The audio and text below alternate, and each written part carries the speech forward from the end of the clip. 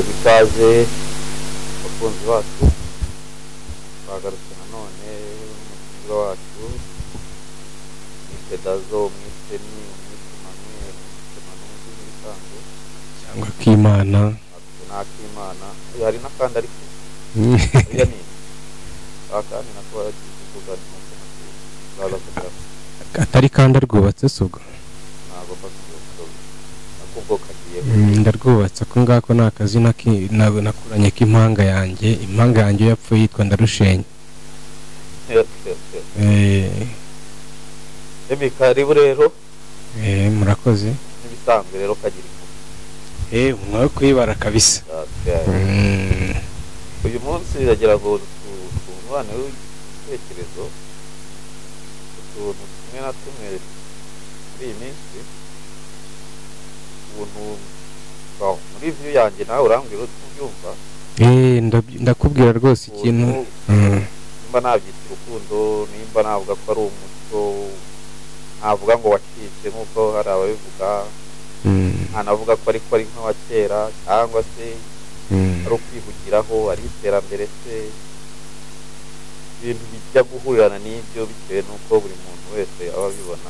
ntaguciye mu ijambo, ntabwo umuntu yavuga ngo umuco waracitse burundu, kuko bavuga ko agahugu katagira umuco niko gacika. Urumva umuco rero uducitse burundu nicyo cyaba ari ikibazo gikomeye cyane. Hano turabizi intero n'imwe ko harya indirimbo y'igihugu tuvuga umuco wacu ukaduhuza, umuco n'ururimi umuco n'ururimi rwacu bikaduhuza. ururimi nirwo ntaringiza ariko ngo indirimbo binyibutsa birajyana. ndibuka kera nubwo atari kera cyane ariko hashize imyaka irenga 20 yiga mu mashuri abanza, iyo baririmbaga indirimbo yubahiriza igihugu buri gihe mu gitondo, ahantu umuntu wese yabaga ageze yahitaga ahagarara kumva variyo umuntu ahitaha. niba wabaga uri ku rugendo ukajyana bari kuzamura idarapo hegereye yaba kuri karere cyangwa komine, bagomba guhita uhagarara, byari itegeko. ubu rero ikintu twagereranya nta guciye mu ijambo, reka tugereranye urebe ukuntu umuco ugenda uducika. ari ngombwa yuko dukwiriye kuwusigasira kugira ngo utazaducika burundu. hari umuco nyarwanda wo gusurana, ubu niwo tugiye kugereranya, turebe ishusho yo gusurana kw'iki gihe, yaba hagati mu miryango, hagati mu inshuti z'imiryango, ari igihe cy'ubu ngubu ari n'igihe cya kera. ese bimeze bite? cyane rwose iyo ugiye kwitegereza usanga ishusho yo gusurana, umuco wo gusurana kw'iki gihe usa nkaho uri kugenda ucika. ndagenda nguha ingero gatoya, aho kw'iki gihe usigaye ureba imiryango myinshi yaratatanye, benshi bibereye muri Kigali, aho ku Gicumbi bari iyo ngiyo, inahangaha aho kugira ngo uvuge ngo wenda urasoma kagwa, kuko urabizi ko mu cyaro haba hari akagwa ka originali, nubwo hamwe na hamwe biba byaracitse usanga bashyiramo iby'inzaduka, aho kugira ngo basya amasaka kurusyo bagire gutya bakore urwagwa nyarwagwa, ugasanga nayo nta gipfa kwerwa, ni wa muco ugenda uducika. ariko icyo nigarukiraho cyane ni ikintu cyitwa umuco wo gusurana. ubu ngubu none ahangaha iyo umukecuru ampamagaye aho yibereye iyo ngiyo mu cyaro, akambwira ati ndagukumbuye, icyo mpita ntekereza cya mbere numva ko ubwo akeneye agafaranga. ubona biterwa n'iki? kubera yuko babyoroheje, gukanda akanyenyeri uyimuhaye 50 akishyura umuhinzi, akagura yenda n'agaceri, ubwo mba nzi yuko bikemutse, kandi ntago wenda mbonye mu maso, ntidusuranye, ntituganiriye, ntazi ukuntu ibyo 50 nabibonye.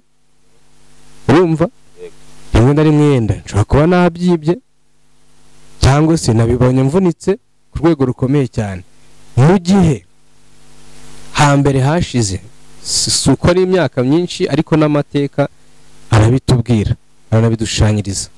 usibye ko nanjye nanakuzeho mbizi, ndabizi ko kera umukecuru yashobora gukora ibirometero 11 cyangwa 10 birenga akava ahangaha agafata inkangara ye akayishyiramo ibishyimbo, utiruvuga ngo aragera kuko imyaka yabaga ihari yera, akabisesamo hagati, yarangiza akaguterekeramo igicuma cy'ikigage kimeze neza paka agejeje hejuru mu rugara rw'igicuma, yarangiza agapfundikira agashyira ku mutwe, pana ngo ari gutega imodoka ngo cyangwa atega iki, agakora ibyo birometero n'amaguru. Uri kumva urukundo? Akava ahangaha akarenga ibyo birometero n'amaguru akajya gusura inde umwana we cyangwa se umukazana we cyangwa se nyina wabo cyangwa undi munyamuryango, ariko bagafata nk'ijoro ryose bakicara baganira hafi bukenda kubakeraho bakibona ibyo baganira. None ubu niyo ubonye ako kanya ukagera banza wumve ugereranyije n'iki gihe none ubwo aho bigeze, ubu iyo ugize ngo urasura umuntu ni umufamiye wawe n'umunyamuryango wawe, iyo ugeze tuba uvuye hano Kabugangi Nyamirambo, ingeze Nyamirambo nkicara nkamusuhuza tugahoberana, nkahita nicara akambaza amakuru kini meza, tayari mpita njya kuri TikTok nawe akigira kuri WhatsApp. Twese nta kibazo biduteye, ariko nta kintu turi kuganira n'iki ni na system y'amahanga. Ubundi uri biterwa n'iki mu ikintu kibitera rero ni bya bindi bamuhanze nyarwanda wacu uririmba neza ko ikibi n'ikiza bigendana. Ubu niho njya mbona yuko koko avugisha ukuri. Ni ukuvuga ngo ikintu kibitera ni ikoranabuhanga, ni system turi gukoreramo y'ikoranabuhanga, nubwo itugezaho ibyiza, ariko urabona ibyo nabyo ni ibibi byayo. Ni ukuvuga ngo system turimo nayo itwicira umuco. Hariho bavuga ngo isi n'ibiri kugana hakorwa iki? Nyine urumva ntago ikibi cyagenda cyonyine, kigendana n'ikiza kikagendana n'ikibi. Ibyo bya bindi baca umugani ngo amafaranga 1000 bazana n'ibibazo miliyoni. Oya, ikibi n'ikiza impamvu bigendana. System turimo iri kuduha iterambere, nibyo serivisi zimwe na zimwe zikatworohera kuzikora. Aho ngubu bakubwira ngo ku irembo wabyikorera ugakanda akanyenyeri, yaba ari gatushe yaba ari smartphone urabyikorera. Ariko wa muco wo kuganira, wa muco wo kugira ngo umbaze ngo se nk'ubu ngubu nubwo tuziranye ntago wambaza imiryango yanjye yose ngo nyikubwire. Niye mpamvu ni iterambere, ni ikoranabuhanga ringiri turimo. Aho kugira ngo ufate umwanya wo kumbaza utese mbona umwanya wo kubwira ngo mubyara wanjye, mushiki wanjye, data wacu, uwo mwanya ntawo dufite. Nabo tutazi nabo. Yes. Ni umwanya ntawo tubona. Tujya kuri TikTok, tukajya kuri WhatsApp, kandi tukumva ko ngo ibintu birangiye. Nibyo ni byiza nabyo, none ahangaha ukinera cyangwa kiranga mu gihe wayitaye ukaba wakidekararira nibyo sava. Ariko se twakora iki kugira ngo n'uwo muco wacu tusigasire, wo gusigasira indangagaciro n'umuco nyarwanda? Ariko wenda nagira abanyumva nabi, hari minisiteri ishinzwe. Yego, nubwo si bishinzwe ubona bisakara hose mu bana. Ubwo wenda nuko wenda tuzagira igihe ushaka abantu nimba bayikoramo, nimba twafata minisiteri gusa cyangwa no mu nzego z'izo ntumwa, kandi ibyo byaba bifite ishusho. None se ubu ngubu ikigero n'urugero ngiye kuguha rutoya, ikigero cy'abantu bari kwica umuco sikiri hasi ku myaka 25 kumanura. Niyo mpamvu avuze ngo ntibatwumve nabo guhera muri bibiri. Yego, abo bantu rwose nibo bantu bazi yuko ubu ngubu amata aturuka ku igare, ntago bazi uko amacunda amera, ntago bazi umutobe wengewe mu muvure, bazi benzi ntago bazi ingurube. Urumva naho ngaho umuco ugenda ucikira. Ahubwo twakora iki kugira ngo uwo muco tuwusigasire? Rero leta y'inka campaign ibaye, ariko byasabe ahubwo nta kuntu umuntu yashyiraho karabu wa mugani, twashyiraho karabu y'ubukangurambaga by'umuco. yaterwa inkunga nande ashobora kujya kubibaza muri RDB ese zibyo bari muri bwoko bwa societe civile cyangwa ugiye kubishyira mu buryo rusange ushobora kubikora nk'umuryango wenda utegamiye kuri leta ariko unabisabye mu buryo bwemewe na leta ushobora ubundi uhera mu bigo by'amashuri ntabwo ari ukuvuga ngo nta n'ahandi wahurira n'abana kuko urubyiruko ruri hano hanze 95% ni ababa baranyuze ku ishuri ubwo urumva rero wabonye iyo club wafata wakora campaign ukajya uzenguruka muri buri kigo cy'amashuri ariko uko byagenda kose iyo club bigomba kuba irarejwe yego ishobora kuba itegamiye kuri leta agashakishwa umuntu wayitera inkunga cyangwa se ikaba inegamiye no kuri leta bikanyura no kuri leta yes minisitiri mwe mudutera inkunga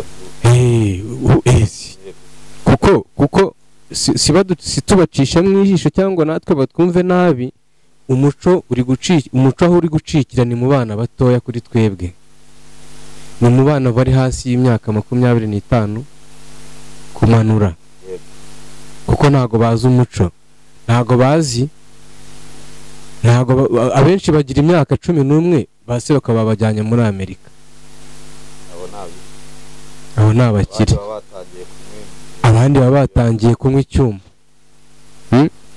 abandi batangiye kunywa za nzoga zo mu ducupa dutoya tw'utwagwa tw'udukorano umuco iyo urebye neza ugenda ucika uba uhagarutse ko ku buryo umuntu icyo gihe umuco twaba turi kuwusigasira tukigisha indangagaciro na kirazira hari umuntu yigeze kubivuga nubwo babifata na Prague bari kubamubajije ibintu ngo by'ubutinganyi byaje aho atari kubuko ko kakanya murarenzwe ubu mwabuze ikindi mukora mutangiye kujya mukora n'amafuti yego ngaho nawe gusa ibyo bintu koko byigeze byaranga umuco nyarwanda uretse n'umuco nyarwanda na Bibiliya ntiyigendera n'umwanda ni ubwo se urumva ari ibintu bibaho bishoboka njye ntabwo urana numva ko bishoboka nyine ubizi ko bibaho kubibona gutya ntabwo ndabona umwe ari kubikora ngo mvuge ngo nibyo ariko ndambareba bishyizeho imisatsi urumva bishyizeho imisatsi akamashyiro twa makiyaje ku munwa kandi ni igisore kiri aho ngaho agatura n'amazuru wamureba none ukabona nabigendera n'ifiyeri rwose nimo arabyiyumvamo yakumva biteye inkeke kabisa dejo ni umuco uri gucika ubwo urumva utari umuco wo guca wo gutesha agaciro abari n'abategarugori ndetse n'abagabo yego ese ko ngiye mbona nyine ari bwa bukoroni bwahinduye inzira ntabwo buzashira oya buzashira bukoroni ntibuzashira ubu ngubu dore ukuntu ubu ngubu impamvu butazashira iyo ntashye ngiye mu cyaro rwose umukecuru aramara ati dore kakana ko kwakana kati kabaye umuzungu ntago yavuga ko ndi umunyarwanda toti yabaye umuzungu gutega atavuga ko ndi umunyarwanda w'umwimerere ntangiye kuvuga mu ijambo ubona nk'imyaka nka 30 iri imbere aba uru rubyiruko sinzi umuntu wazanye ngo ni generasiyo Z ariko ko kumenya ari Z ariyo yanjye nk'imyaka 30 abana babatinganye babaye basaza noneho n'abakecuru situasiyo urabona umva se tutazaba tugeze aharindimuka nuko nzaba nkihari nzaba ndi kubareba tuzaba tugihari da tuzaba tugihari kubona umusaza w'imyaka 50-60 watoboye izuru uzi gutera puderi yarogoshe n'ibiti hari n'undi wabivuze neza kandi iyo ugiye kubereza ishusho usanga ariko bimeze uru rubyiruko ruri kuvuka iki gihe batandukanye natwe bo hejuru y'imyaka 30 ati gute sibyo mbere yuko bavuka bano bana twe turiho twaryaga umwimerere w'ibihingwa ugereranyije n'ibyo turi kurya ubu ngubu urumva ubutubuzi cyangwa ntibanyumve nabi batubura ariko n'ifumbire yakoreshwaga icyo gihe mu myaka yacu 5 ntabwo ariyo iri gukoreshwa ubu ngubu.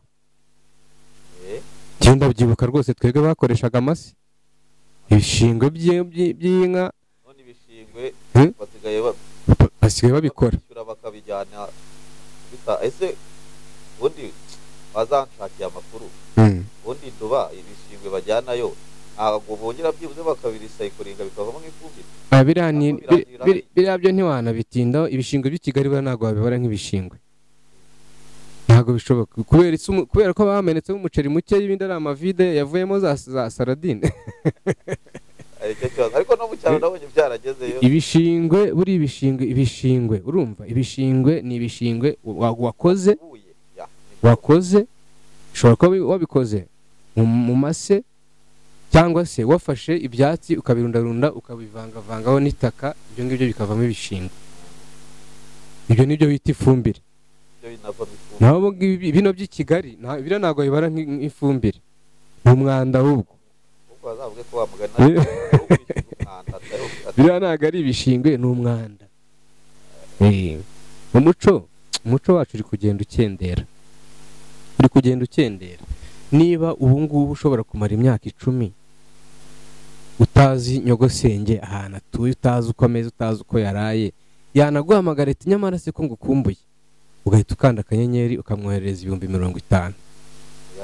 Ukaba uzi ko ukemuye ikibazo. Nabo bafite batazi kubaho. Yes. Nimba maze nk'imyaka nk'icumi Kigali naravuye cyaro wenda afite nka 15 ubu duhuye yakumenya. Nawe siyamenya. Ntabwo yakumenya, nawe ntiwamumenya. Ni ikibazo. Rero ndabona abo bireba bazatwumva cyangwa bazabona ikiganiro bakagira icyo bakora, ariko tuzajya reba kuko twabitekereje singuciye mu ijambo kandi turi intore, tugomba gufata iya mbere tukareba bino bintu tukaberekarama, kuko buri ibitekerezo byacu ni ingenzi. Ibitekerezo byacu ni ingenzi mu kubaka igihugu cyacu kandi mu kuzamura umuco gakondo w'igihugu cyacu.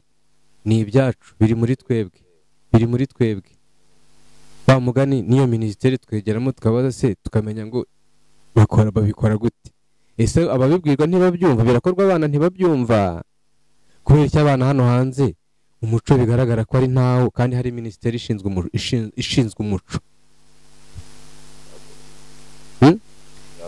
Kuki hari ubwiyongere bw'abana batazi umuco kandi dufite minisiteri ishinzwe umuco na siporo? Hajya siporo ntabwo ikirimo. Uburere mboneragihugu, umuco n'iterambere ry'umuryango. Yego, wumva ni ikibazo. Nta kuntu wajya ubona usese ubibona hanze ahangaha, nta mwana ushobora guca ku muntu ngo amusuhuze ngo ni iby'i Kigali. Urumva ukuntu umuco wacitse? Nta muntu wasuhuza undi. Kandi igihe abantu batasuzanyije ni handi bumva ko nta kintu umupfana. Ahandi witamura uri mu modoka ntabwo turakire. Yibereye kuri TikTok. Urumva nuko nguko umuco rero ucika, nuko umuco wacitse. Byagiye icyarimwe. Byari urwego rwo kugira ikintu nshaka cya mbere dukwiriye kuba twarebaho, ko turamutse tutabivuzeho natwe nta butore twaba dufite, tukaba turi intoragurama y'igihugu. Dukwiriye guhanira yuko umuco wagira gute, umuco gakondo, umuco nyarwanda wacu, indangagaciro zacu na kirazira bigomba kugira ubusugire. Yego, ni icyo ngicyo. Agize neza rero, ndabona amasaha asa n'agiye kudufataho. Twongere tugarure ikiganiro, wenda niba hari aho cyageze dukore n'ikindi. Tuzajya tugikora uko biri kose. Mu biganiro tuzajya dukora ntago inyigisho zo ni nyinshi cyane. inyigisho zirimo ni nyinshi cyane cyane cyane tugize amahirwe urubyiruko rwajya nibura rubireba n'ubuzenda rugafata iya mbere mu kujya gushaka ahantu uwo muco uherereye cyangwa n'uwabigisha umuco. hari n'igihe uvuga ugasanga papa wawe nawe nta muco afite niwe sigeze abo twahoze tuvuga hejuru bo muri iyo myaka bamwe ntibatangiye kubyara cyane ugasanga papa wawe nta muco afite, nta nama azakugira ntaki, ariko dufite minisiteri y'umuco ukwiriye kubikurikiramo ugafata iya mbere ugatembera cyangwa se hagashyirwaho nyine kampeyini bagahera hasi bawuzi bakawugira nk'isomo, ubundi bashaka abantu bawugira nk'isomo. ariko se uri mu mashuri ntuzamo nta kuntu utabirimo niyo waba urimo umva birimo ubwo nturimo uri kwigishwa n'abatawuzi nabo. Yes na 60% y'abantu bari kwigisha aho muri ayo mashuri yo hasi bari muri iyo range. ikindi hariya dore impamvu batawufata ako se subizi nize muri interina ku ishuri ntabwo ushobora guhangayikishwa n'ikintu kimeze nka gutyo uri kwita ko ari umuco. ubu usanga yenda kereka aribo bashyizeho amanota yo hejuru cyane ukaba uri muri kuri distinction y'amanota, ariko ubundi umuco niba urimo buri ushaka gusanga yenda tuba ruri nko ku manota nk'icumi mu rugero simbizi, ariko ntabwo nge nzahangayikishwa n'ibyo kureba umuco kandi nzi yuko nimbura amanota mu masomo ya siyansi, imibare na fizike ntacyo bizamarira. ubwo nzibanda kuri fizike na mate na chemistry cyangwa biology, umuco mwe ngo nzaba nkureba. siyo mpamvu ikinyarwanda gitsinda abantu benshi, uvuga ngo ngiye ngo ndakizi ngo nicyo mvuga. wahagera ku turemajambo, wahagera kuri bya bintu byo tuvuga ngo by'umuco nyine ikibonezamvugo. amubwira umwana ati kubikira amata ni ukugira gute, ugasanga ntabwo azi ibyo ari byo. kubavana mu cyansi uyashyira mu kindi ni gute, ntakubwire ngo ni ukubuganiza. ariko baba babigiye hari uretse ko wenda nta follow up babigiramo, nta mbaraga babigiramo. hari ibanga ryo kugira ngo wigishe abana umuco. ubundi umuco uwigisha mu buryo bwa relaxing, atari ugupanika nk'isomo, atari ukubikora nk'isomo. relaxing kera twe twayaga tubikora tukajya kubyigisha mu cyo bitaga PSI. nari umwana ndabyibuka. yari ishinzwe ibya sida.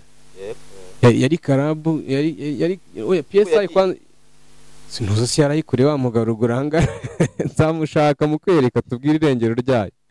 urumva ariyo yaje mizi za mezo de vene hari nyine byarazanye iriya mezo zitaduka ko tugiye numva twajyagayo abaye ibintu bya nuze bakanatwiza. singuciye mu ijambo ngiye icyo nashaka kukubwira ndakikubwira nacyo. ubu ngubu hakorerwa y'amanama hariya n'amakwe barakodesha, ahubwo icyo nashaka kukubwira ikintu wigiyemo hariya as relaxing.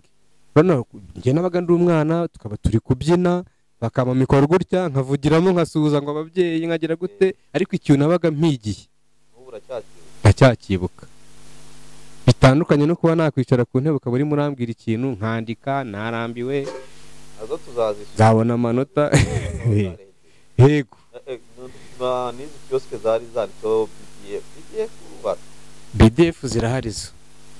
ni inzu business development center. kukangukira tukawukangurira na barumuna bacu ko bigaragara ko aribo bagenda bawica, tukabasobanurira gakondo, tukabasobanurira ubutore, tukabasobanurira indangagaciro na kirazira y'igihugu cyacu. umva araho nasoreza, ibindi tukaba twazabikurikira n'ubundi mu kiganiro cy'ubutaha. kwa masaha urabona yuko ndabona yadufashe n'ubundi. mwakoze kuza rero mwakoze kutwakira muri studio yanyu.